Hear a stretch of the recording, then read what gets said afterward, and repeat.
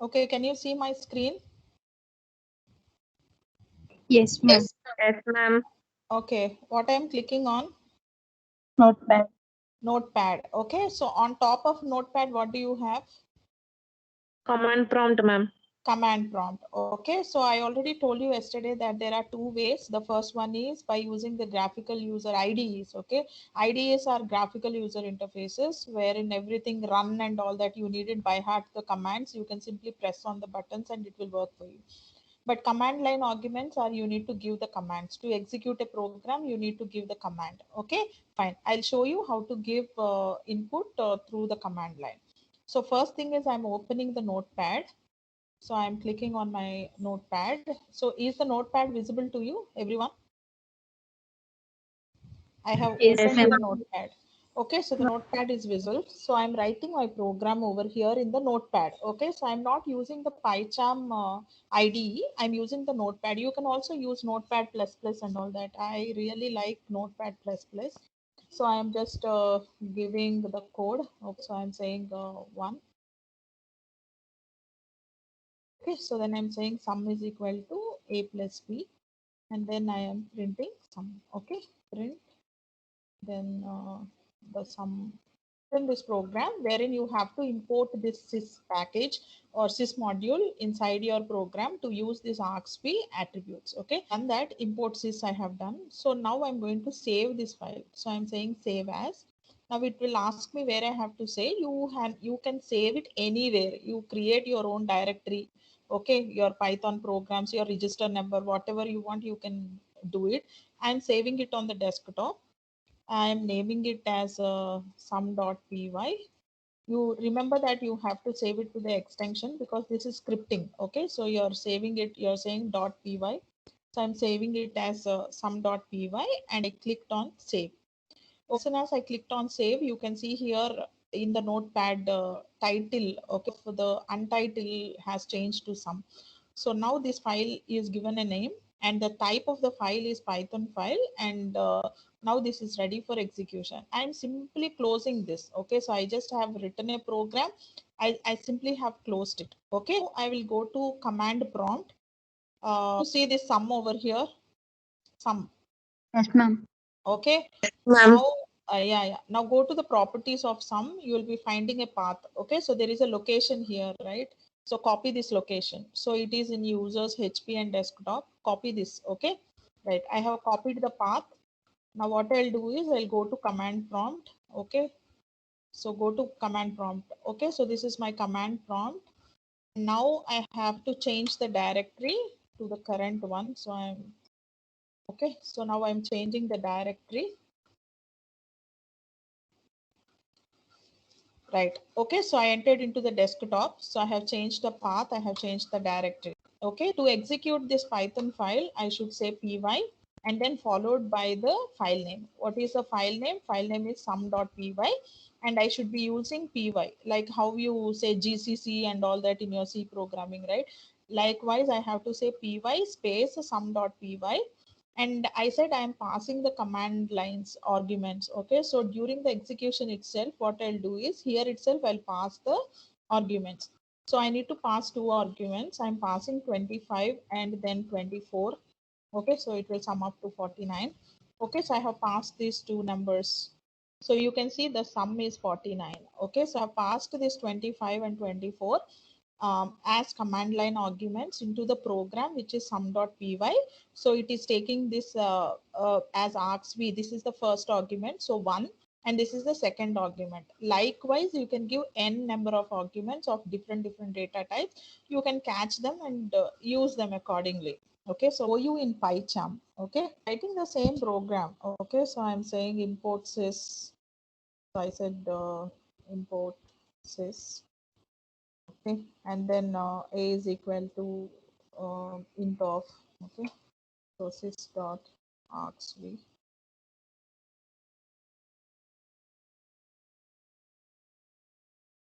So here are the two arguments. Okay, fine. This is a program I have written. So you can terminal. So you have this terminal at the end of the page, right? Can you see this terminal here? Yes, ma'am. Yes, ma'am. Yeah, this is like a virtual terminal which will act like your command prompt. Okay, so this is why then main.py, and I have passed these arguments 4 and 5. It's giving me the sum over here. Okay, so here you can also use this exit 0 and all that if you need. Let me show you that program. So you have this there in sys module itself, so I'm using that sys module. So herein I am reading in A, I am saying int, so I'm taking in the value of A. So I'm saying input. So I said input, enter A. Okay. I'm taking in B also over here. I'm reading in B.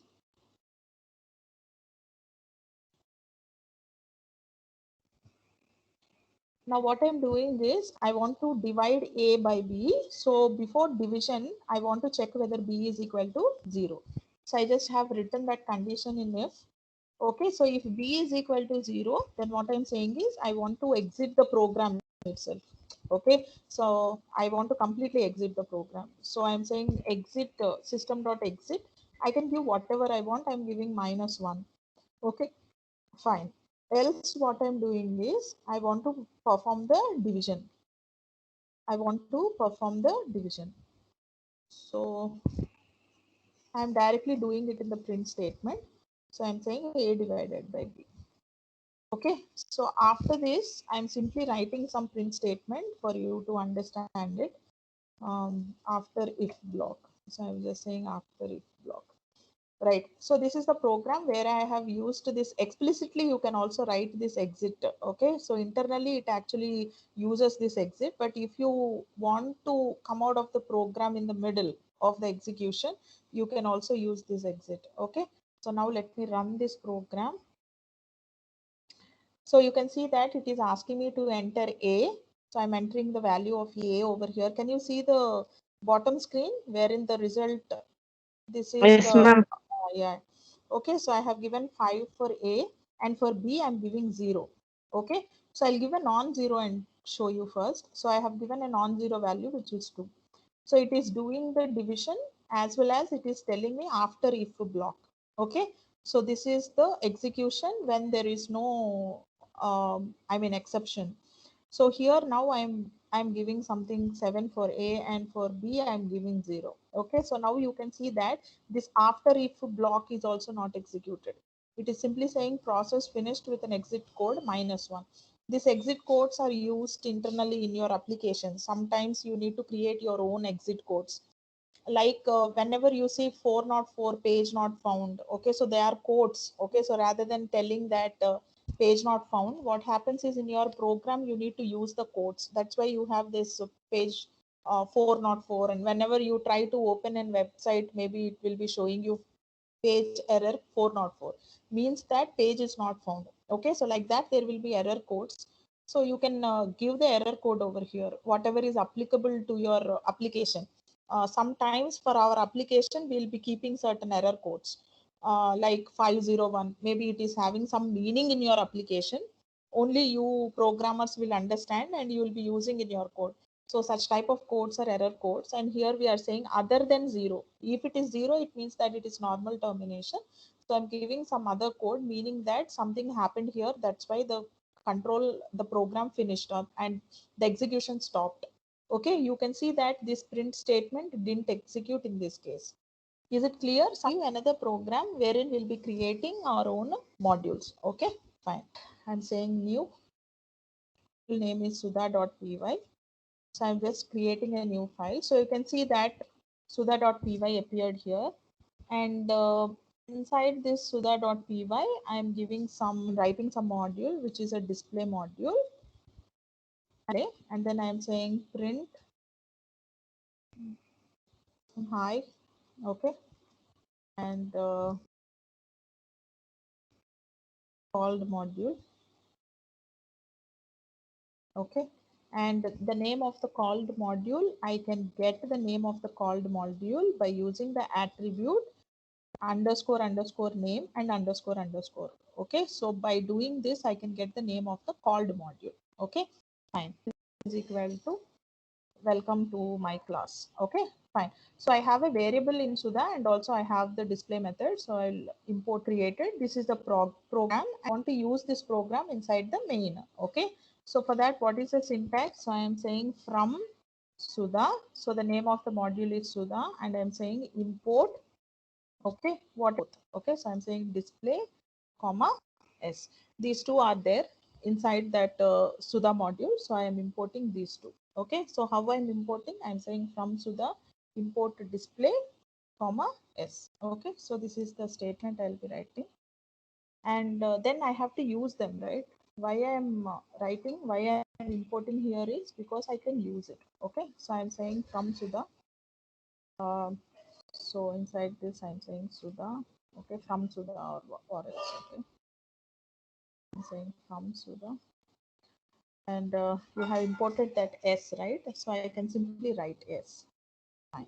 Okay, now I'm calling the display method. So I'm saying display. Okay, fine. And again, I'm saying print. So I'm saying the name of the calling function. Name of the calling function. So what can I do? I can say underscore underscore name underscore underscore. Okay, fine. So I have, but see to it that both are in the same directory. Okay, so both should be in the same directory. To import Sudha, you need to know the path where Sudha is. Okay, so I have written two programs like this, and now let me execute and show you the program. So I have at the bottom of the screen. Yes, ma'am. What it is saying from Sudha, welcome to my class. So this variable S, did I declare in this program? Did I declare this variable S in main program? No, ma'am.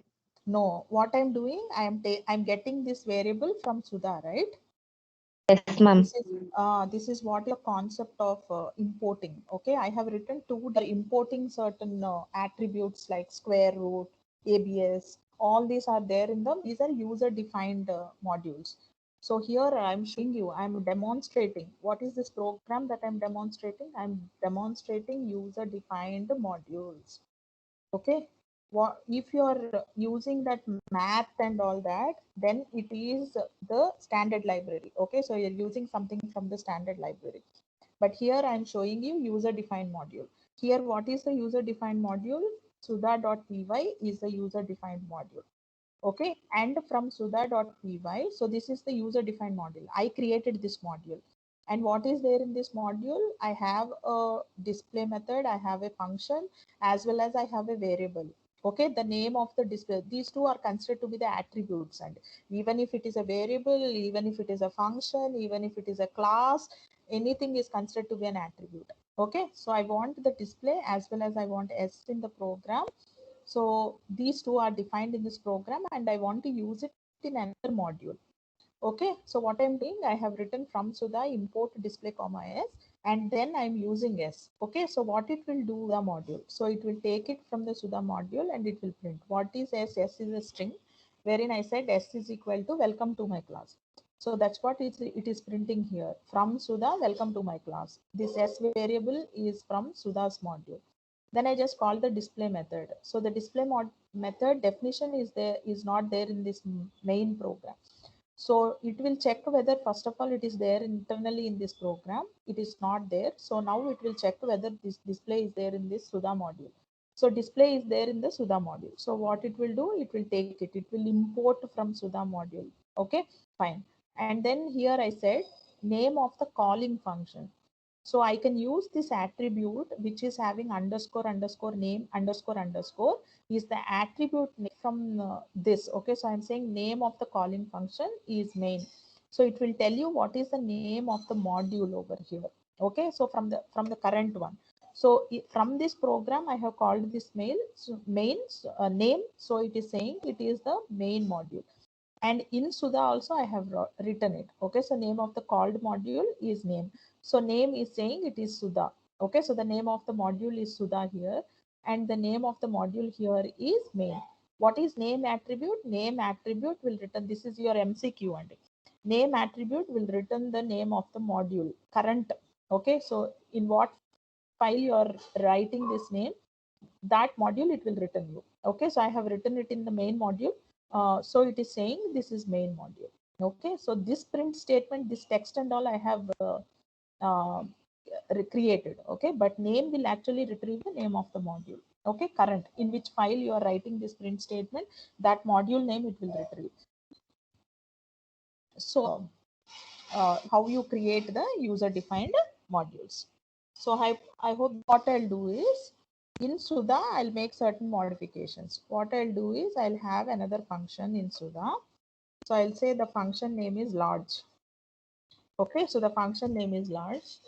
And I am just taking two things into this function. And then I'll check. Okay, so if A is greater than B, then I am saying return A. I have to return the large, right? So it will just say return A. Okay. Else what should we do? Else return B. So what is B. the function? Yeah. What is the function? What is the function? What is the large function? The large function will take two arguments and it will find out the largest and it will return the largest element. Okay, so it will take two numbers as parameters, perform the operation and return the largest. So here I am writing the logic in this manner. Okay, so now what I'll do is I'll say import. I can also do it in this way. I am simply saying import Suda. Okay, so what happens? The module is imported. Now I'm writing two print statements here to read in the numbers. So I'm saying int, then I said input, enter A. Okay, enter the first number or whatever you want, you can write. Okay, so then I said, okay, so this is B. Okay, these are the two numbers I have collected from the user. Now what I have to do is I am not writing any large in this main function. I'll be calling this large from Suda module. Okay, I don't have this large module inside main. I don't want to write also. I know that Suda module is having this large function and I want to reuse the code. Okay, so rather than writing large here, I'll be reusing the code. How can I do that? I'll directly do it in the print statement. I'll say the large, okay, of large of, then I'll say A, then I'll put some and over here, and then B, right? Okay, so B, large of A and B is, then I put a column. So I'll be making a function call from here itself. Okay, to make the function call, I have to use this. Okay, so I have to bind it with the name of the module. So I'm saying Sudha dot, okay, so I said Sudha dot large. Okay, Sudha dot large A comma B. Okay, so I'm saying A comma, I'm passing these two functions of variables into this function. So I said large A comma B. That's it. What will happen now? Sudha is imported in this particular module main.py and I'm using the large of Sudha. So let us execute this and see. So you can see at the bottom of the screen, it is asking me to enter A. Okay, so I'm entering 67 and B, I'm entering 89. So it's saying the large of 67 and 89 is 89. Okay, so here we have made a connection between this. I am showing you another version of writing the same program wherein I am using the binding over here. Okay, so I'm telling it like this is important for us to do in terms of name resolutions. Fine. Is this program clear? So I have shown you two programs, how to create user-defined modules and two variants, and wherein I have used them in the other program. Is this clear, Ma, to everyone? Ma'am. Yes. Okay. Yes, Now, ma'am. for example, say that I'm saying print function over here, which is dir. Dir will list out all the attributes in the function. Okay, and also what are the other attributes that are used in this particular function. Okay, so this dir is what is dir? Dir is a directory. built-in function. Okay, so dir is a built-in function. What it will do, it will list out the identifiers defined in a module, all the identifiers defined in the module. So this will give us that. So these identifiers can be like functions, they can be classes, they can be the variable names, all that. And it will be taking one argument in it. The argument will be the name of the module. If you are not specifying anything, it will give all the attributes in built-in attributes. Okay, so it will list out all the built-in attributes that Python uses. If you are not mentioning any module any module here as an argument into dir. What is dir? Dir is a built-in function which will actually list out the identifiers defined in the module. So I said I have passed to Sudha over here. So you can see that, let me go to this Sudha. So what are the identifiers here? Large is an identifier. So it is saying me that large over here. Can you see in the list here? In the dir list, can you see large here? In the output, can you see large here in the output? Yes, ma'am. Yes, ma'am. So this is the name of the identifier. Okay, so that's why it is showing me large over here. Okay, so this is the only identifier listed here. So that's why it is showing me large. A and B are not the identifier listed in Sudha. They are listed in main. So that's why it is not showing. It is showing me only one identifier that is there in Sudha, which is large. And these are the other identifiers which are used by this program. Okay, so like file, doc, loader, name, package, spec, all these are the built-in ones that it has used. This Sudha has used. Okay, during the execution. Now let me change this listed in sys. It's fine. So this is the program, and these are all the modules that are there in sys. Okay, let me show you the path. So you know path and version, right? So you can see them. Okay, path, version, all will be there. You can see this path. Okay, path is an attribute, so it is showing you the path, and many others are there. Like I have shown you exit, so it is giving you exit over here. And then we have version, right? So version also, it will be somewhere around, it will be. Okay, so you can just go through all this. Okay, so if you want to know like what are the attributes, list of identifiers defined in a module, you'll be using this dir. Is it clear, everyone? Yes, ma'am. Yes. Okay, if you're not mentioning anything, then it will give all the list of identifiers in the built-in space of Python.